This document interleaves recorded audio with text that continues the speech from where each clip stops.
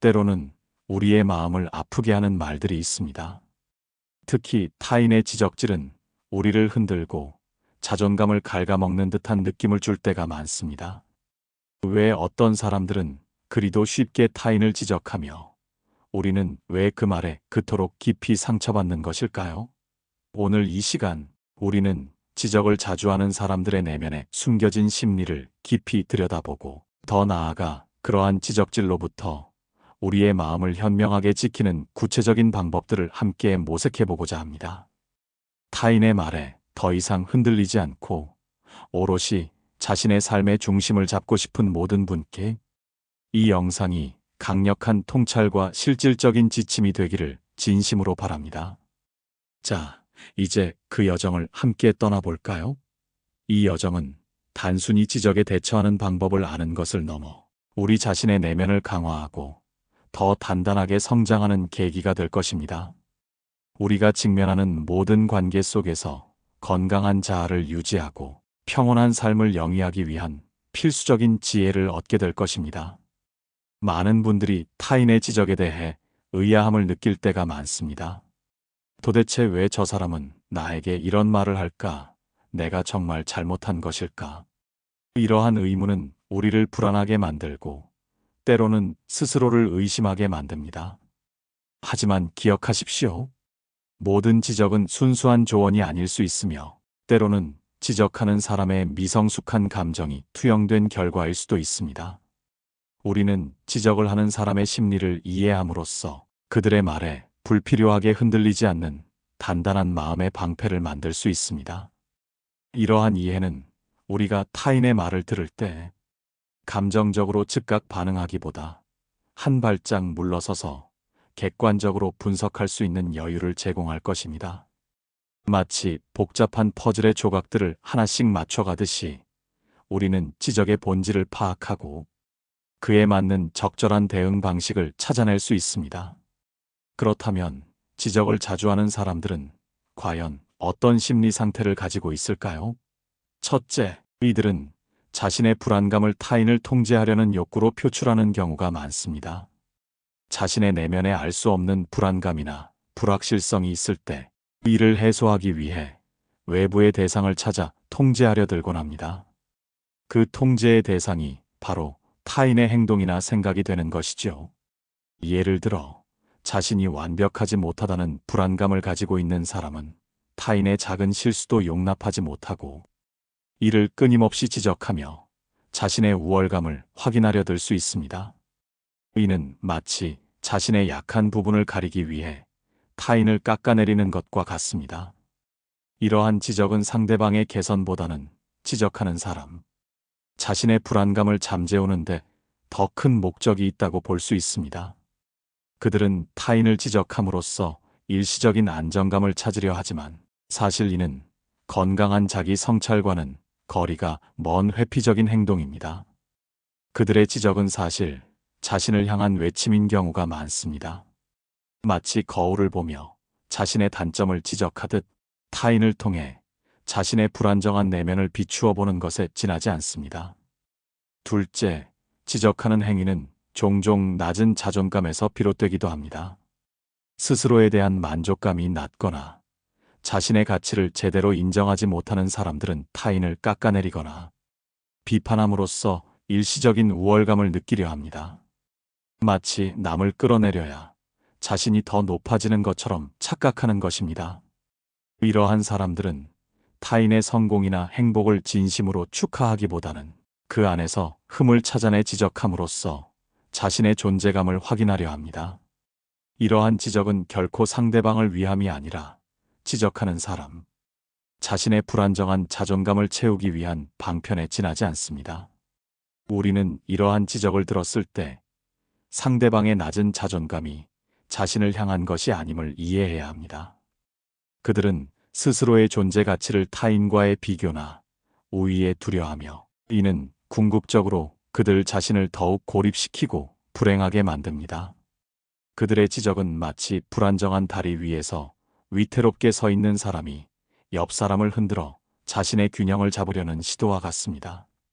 이러한 심리를 이해한다면 우리는 그들의 지적에 대해 연민의 감정을 느낄지언정 결코 상처받지 않을 수 있습니다. 셋째, 지적을 자주 하는 사람들은 타인을 만만하게 보는 경향이 있습니다. 자신보다 강하다고 느끼는 사람에게는 감히 하지 못할 말을 자신보다 약하거나 만만하다고 판단하는 사람에게는 거침없이 쏟아내는 것이죠. 이러한 태도는 상대방에 대한 존중이 결여되어 있음을 명확하게 보여줍니다. 만약 누군가가 당신에게 끊임없이 무례한 지적을 가하고 있다면 그것은 그 사람이 당신을 존중하지 않고 있다는 명백한 신호일 수 있습니다.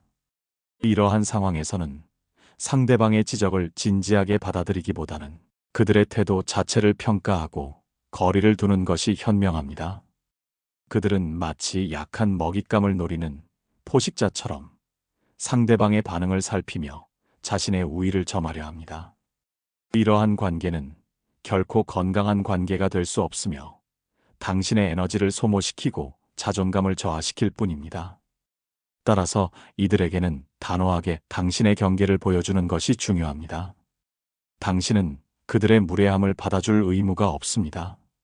넷째, 간과할 수 없는 부분이 바로 나르시시즘이나 소시오패스적 성향입니다. 모든 지적하는 사람이 그렇다는 것은 아니지만 일부 사람들은 타인의 감정을 공감하지 못하고 자신의 이익이나 욕구를 충족시키기 위해 타인을 도구화하는 경향을 보입니다. 이러한 사람들에게 지적은 타인을 통제하고 자신의 우월감을 과시하는 수단이 될 수 있습니다. 그들은 타인의 감정이나 고통에 무감각하며 오로지 자신의 관점에서 세상을 바라보고 판단합니다. 만약 지적이 반복적으로 당신의 감정을 무시하고 당신을 깎아내리는 방식으로 이루어진다면 이는 단순한 지적을 넘어선 심각한 관계의 문제일 수 있습니다. 이러한 경우에는 전문적인 도움을 받거나 관계 자체를 재고해보는 것이 필요할 수 있습니다. 이러한 특성을 가진 사람들은 타인을 이용하여 자신의 결핍을 채우려 하거나 자신의 존재를 과시하려 합니다. 그들은 타인의 고통을 이해하지 못하며 심지어 타인의 고통을 통해 쾌감을 느끼는 경우도 있습니다. 이러한 사람들과의 관계는 당신의 정신 건강에 심각한 해를 끼칠 수 있으므로 단호하게 선을 긋고 자신을 보호하는 것이 가장 중요합니다. 때로는 관계의 단절이 가장 현명한 해결책이 될 수 있음을 명심해야 합니다. 이처럼 지적을 자주 하는 사람들의 내면에는 불안감, 낮은 자존감, 타인에 대한 비하, 그리고 심지어는 병적인 성향까지 다양한 미성숙한 감정들이 숨어 있을 수 있습니다. 이러한 이해는 우리가 타인의 지적에 대해 덜 상처받고 더 현명하게 대처할 수 있는 첫걸음이 됩니다. 지적의 근원에는 상대방 자신의 문제가 자리하고 있음을 깨닫는 순간 우리는 그 지적에 대한 감정적인 무게감을 덜어낼 수 있습니다. 마치 폭풍우가 치는 바다를 보면서도 그 폭풍우가 바다 자체의 불안정함에서 비롯되었음을 이해하는 것과 같습니다. 이제 이러한 지적질로부터 우리 자신을 보호하고 우리의 자존감을 지키는 구체적인 방법들에 대해 알아보겠습니다. 이 방법들은 단순히 방어적인 태도를 넘어 우리가 더욱 견고하고 평온한 삶을 구축하는 데 기여할 것입니다. 가장 먼저 지적을 받았을 때 평정심을 유지하는 것이 중요합니다. 갑작스러운 지적은 우리를 당황하게 하고 감정적으로 동요하게 만들 수 있습니다. 하지만 이 순간 감정적으로 반응하기보다는 한 걸음 물러서서 상황을 객관적으로 바라보는 연습이 필요합니다. 심호흡을 하거나 잠시 자리를 피하는 등 자신만의 방식으로 감정을 진정시키십시오. 감정이 격해진 상태에서는 올바른 판단을 내리기 어렵습니다.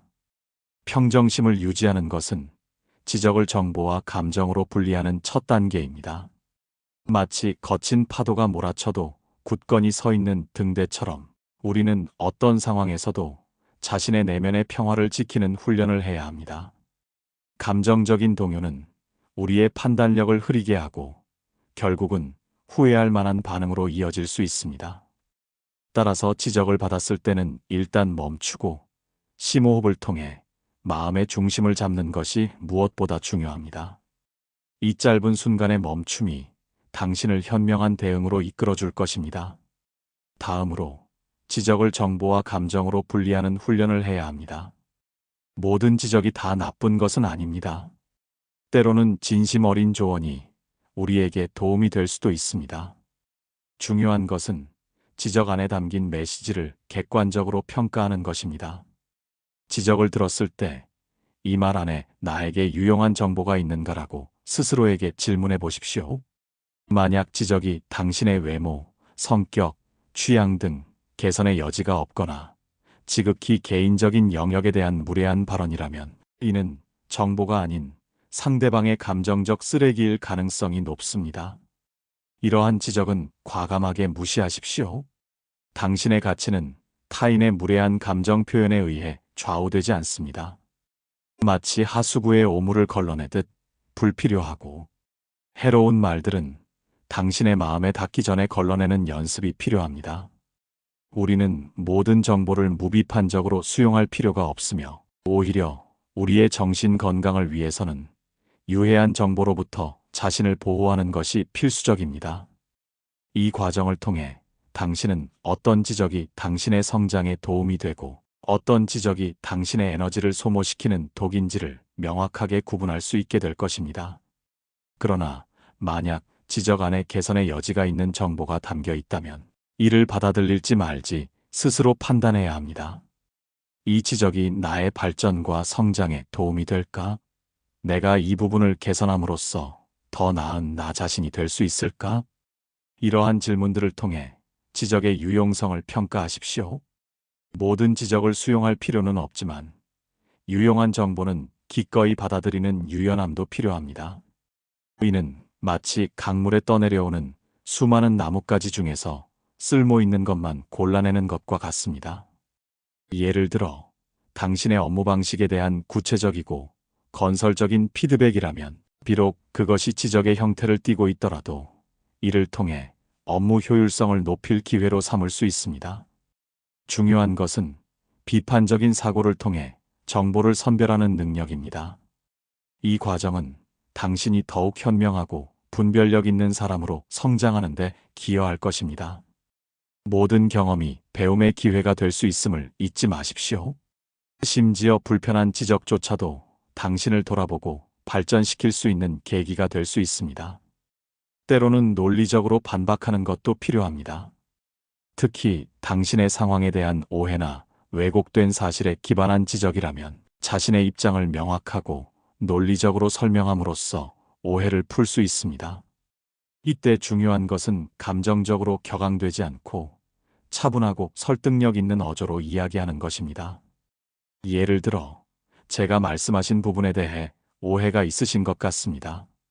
사실은 이러이러한 상황이었습니다. 와 같이 구체적인 사실을 들어 설명하는 것이 효과적입니다.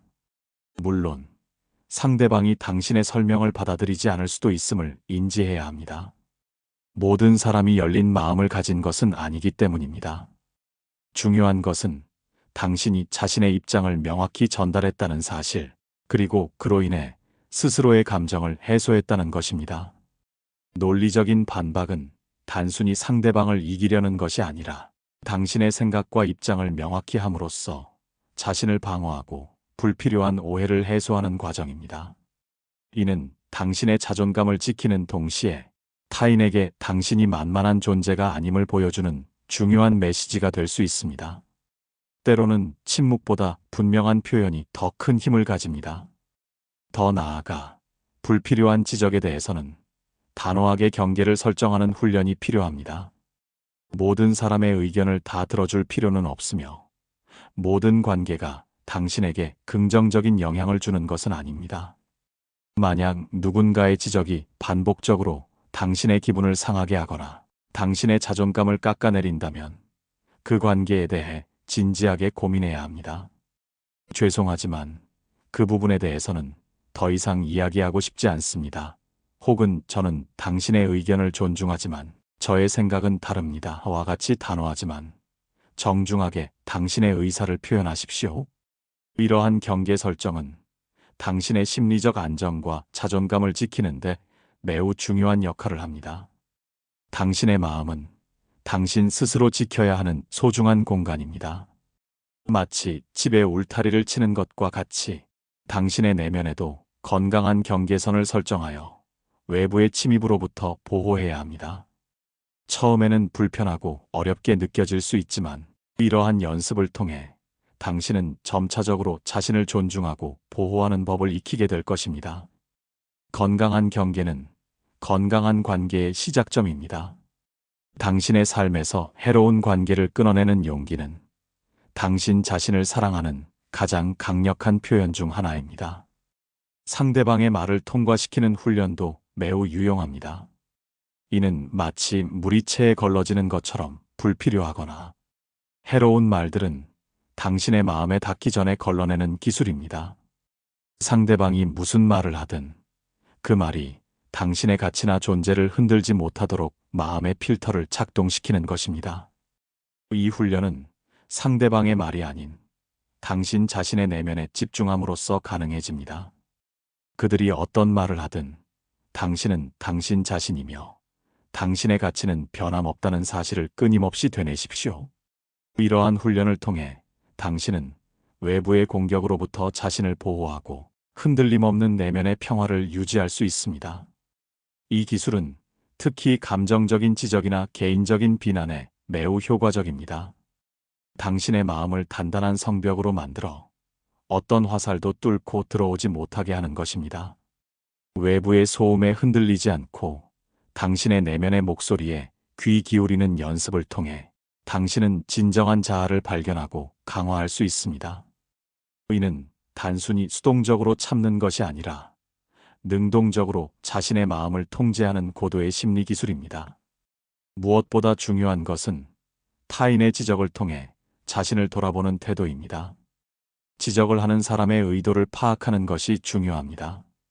정말로 나를 위해 조언하는 것인지 아니면 그저 자신의 감정을 표출하거나 나를 깎아내리려는 것인지 말입니다.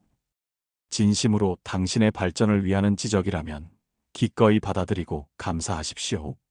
하지만 그 목적이 순수하지 않다면 과감히 흘려버리십시오.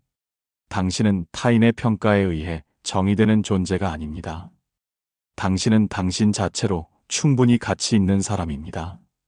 때로는 불편한 진실이 담긴 지적일지라도 그것이 당신의 성장에 필요한 약이 될 수도 있습니다. 그러나 독이 되는 지적은 단호히 거부해야 합니다. 이 구분은 당신의 내면의 지혜와 통찰력을 요구합니다. 끊임없이 자신을 성찰하고 무엇이 진정으로 당신에게 이로운지를 판단하는 능력을 키우는 것이 중요합니다. 당신의 가치는 타인의 시선이 아니라 당신 스스로의 삶과 행동에서 비롯된다는 것을 명심하십시오. 마지막으로 당신 스스로에 대한 평가와 사랑을 잊지 마십시오. 타인이 함부로 당신을 평가할 자격이 없듯이 당신 역시 그들을 평가할 자격이 없습니다. 지적하는 사람의 인격, 지능, 자기 성찰 능력 등을 고려하여 그들의 말의 무게를 판단하십시오. 그리고 무엇보다 당신 자신을 가장 잘 아는 사람은 바로 당신이라는 사실을 기억하십시오. 당신의 약점과 강점을 누구보다 잘 알고 있는 당신만이 진정으로 당신을 성장시킬 수 있는 방향을 알고 있습니다. 우리는 종종 타인의 시선에 갇혀 스스로를 폄하하거나 과소평가하는 경향이 있습니다. 하지만 당신은 당신 자신만의 고유한 빛깔과 가치를 지닌 존재입니다. 스스로를 사랑하고 존중하는 것이야말로 타인의 지적질로부터 자유로워지는 가장 강력한 힘이 됩니다. 당신이 스스로를 귀하게 여길 때 비로소 타인의 평가가 아닌 당신 자신의 기준으로 삶을 살아갈 수 있습니다. 매일 자신에게 긍정적인 확언을 해주고 작은 성공이라도 스스로를 칭찬하는 습관을 들이십시오. 이러한 자기 사랑은 당신의 자존감을 견고하게 만들고 어떤 외부의 공격에도 흔들리지 않는 내면의 평화를 선사할 것입니다. 타인의 지적질에 더 이상 상처받지 마십시오. 지적을 자주 하는 사람들의 미성숙한 심리를 이해하고 그들의 말을 정보와 감정으로 분리하며 필요할 때는 단호하게 경계를 설정하고 때로는 과감히 무시하거나 통과시키는 훈련을 통해 당신의 자존감을 단단하게 지켜내십시오. 당신은 타인의 평가에 휘둘리지 않고 오롯이 자신의 삶의 중심을 잡을 수 있는 강인한 존재입니다. 이 지침들이 당신의 삶의 작은 등불이 되어 더욱 평화롭고 단단한 마음으로 세상을 살아가는데 도움이 되기를 진심으로 바랍니다. 당신의 빛나는 앞날을 응원하며 당신이 이 영상을 통해 진정한 내면의 자유와 평온을 찾기를 기원합니다. 기억하십시오. 당신의 가치는 변함없으며 당신은 언제나 사랑받을 자격이 있습니다. 이제 당신의 삶을 주도하는 당당한 주인공이 되십시오. 당신의 마음은 당신이 지켜야 할 소중한 공간임을 잊지 마시고 늘 평안과 행복이 깃들기를 기원합니다. 감사합니다.